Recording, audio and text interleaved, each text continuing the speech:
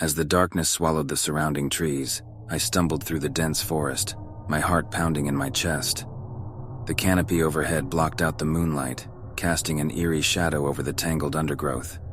Every snap of a twig echoed in the stillness, amplifying my paranoia. It felt as if unseen eyes were watching me, and a chilling breath of fear swept over me. I quickened my pace, but the branches seemed to reach out, clawing at my flesh as if trying to hold me back. I had ventured into this foreboding woodland seeking solace, but now I found myself hopelessly lost. My compass had become a useless relic, spinning erratically as if possessed. The trail markers had vanished, swallowed by the encroaching darkness, leaving me disoriented and vulnerable. Panic bubbled up inside me, threatening to consume my every thought. Whispers seemed to dance on the wind, taunting me with their indistinguishable words. Was it my imagination playing tricks on me, or were there others lurking in the shadows? I strained my ears, desperate to separate reality from the haunting whispers that curled around me. The forest seemed alive, filled with malicious intent, and my mind played cruel tricks on me as the sound of footfalls echoed in the distance.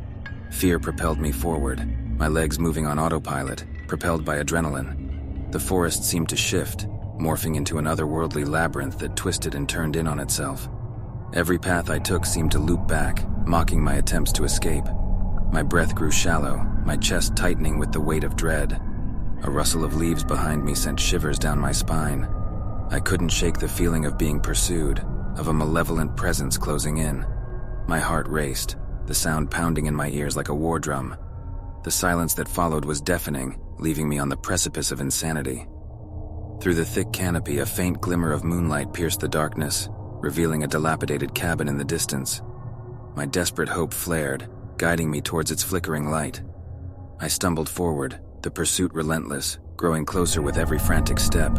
The cabin emerged from the darkness, its weathered walls creaking under the weight of secrets.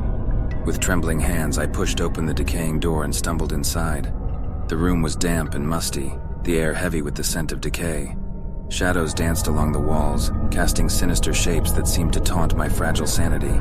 I collapsed onto a rotting chair, gasping for breath, and desperately scanned the room for any sign of safety. But the realization crashed over me like an icy wave. There was no escape. The cabin had become my prison, a twisted sanctuary from an unknown terror that haunted me relentlessly. From the depths of the forest, the sound of laughter echoed, chilling my soul. It was a deranged, guttural laughter that resonated with pure malevolence. The walls seemed to close in, squeezing the air from my lungs. I clutched at my chest, my breaths coming in ragged gasps. With trembling hands, I reached into my pocket, retrieving a small knife, a futile attempt at self-defense. The cabin seemed to groan in anticipation, as if aware of my desperation.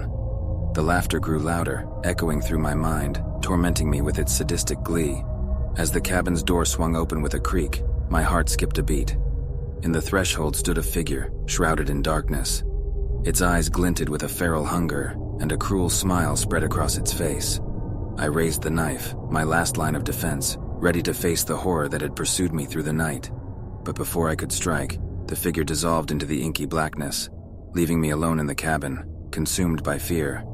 The forest reclaimed its hold on me, its haunting whispers etching themselves into my soul. I was lost, trapped in an eternal nightmare where the pursuer and the pursued were forever entwined. And as the laughter echoed through the forest, I knew I was never meant to escape.